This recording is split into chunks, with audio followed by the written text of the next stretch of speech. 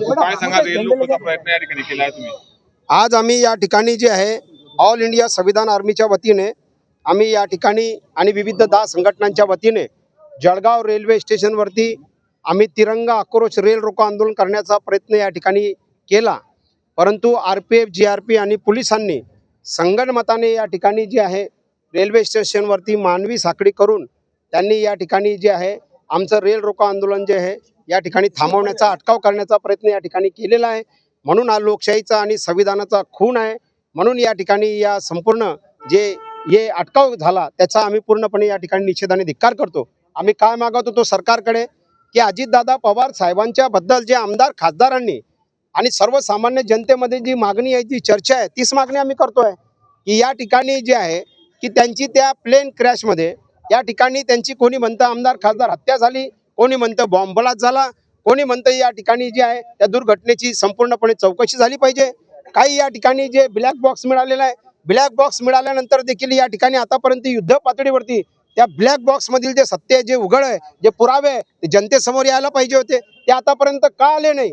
आणि म्हणून हा संपूर्ण ऑल इंडिया संविधान आर्मी 10 संघटनांच्या वतीने आम्ही रेल रोको आंदोलन करण्याचा प्रयत्न केला. 26 जानेवारी प्रजासत्ताक दिन बाबासाहेब आंबेडकरांनी संविधान दिलं, बाबासाहेब आंबेडकरांनी प्रजासत्ताक दिलं, बाबासाहेब आंबेडकरांनी लोकशाही दिली, 140 कोटी जनतेला मताचा अधिकार दिला. आणि बाबासाहेब आंबेडकर हे सच्चे देशभक्त आहेत.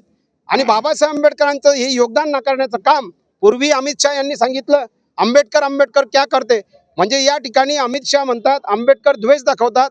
आणि या ठिकाणी त्यांचे चेले गिरीश महाजन हे देखील या ठिकाणी जे आहे आंबेडकर द्वेष दाखवतात. यांची जी विचारधारा आहे हे संविधान विरोधी आहे, तिरंगा विरोधी आहे, आंबेडकर विरोधी आहे. आणि म्हणून यांचं आम्ही या ठिकाणी गिरीश महाजनला अटक झाली पाहिजे, गिरीश महाजनला तुरुंगात टाकलं पाहिजे, गिरीश महाजनवर अॅट्रॉसिटी ॲक्ट दाखल झालं पाहिजे, गिरीश महाजनचं मंत्रिपद या ठिकाणी हिसकावलं गेलं पाहिजे, पालकमंत्री म्हणून. नाशिकला आज रेल रोको आंदोलन आहे आणि जळगावला आम्ही रेल रोको आंदोलन केलेलं आहे. आणि यानंतर भुसावळ तालुक्यातल्या लेवा पाटीदार समाजाच्या अल्पवयीन 2 मुलींची हत्या करण्यात आलेली आहे.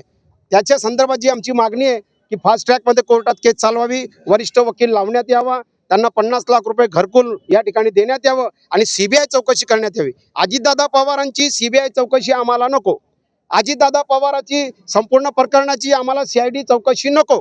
कारण की केंद्रात आणि राज्यात त्यांचंच सरकार आहे. 120 फाईल अजितदादा पवार साहेब BJPचे भ्रष्टाचाराचे पुढे आणणार होते. मग त्याच्याच आधी हे संपूर्ण प्लेन क्रॅश कसं काय झाला. त्यानंतर या ठिकाणी अजितदादा पवार आणि शरद पवार साहेब हे दोघं एकत्र येणार होते, 12 तारखेला विलिनीकरण होणार होतं. मग त्याच्या आधीच हा संपूर्ण प्रकार कसा काय घडला. या सगळ्या गोष्टी जे संशयास्पद आहे. आणि म्हणून या ठिकाणी जे अजितदादा पवार साहेबांच्या संदर्भात महाराष्ट्रातल्या भावना तीव्र आहेत. आणि म्हणून या संपूर्ण प्रकरणाची CID CBI चौकशी नको, तर आम्हाला जे आहे सुप्रीम कोर्टाच्या रिटायर जजेसच्या कमिटीच्या मार्फत चौकशी झाली पाहिजे. अन्यथा पुन्हा संपूर्ण शक्तीनिशी महाराष्ट्र बंद आम्ही करू. आणि महाराष्ट्रात जे आहे पुन्हा आम्ही संपूर्ण महाराष्ट्रात सगळ्या विभाग जे आहे 5 डिव्हिजन तिथे रेल रोको आंदोलन करू. जय संविधान, जय तिरंगा, जय हिंद.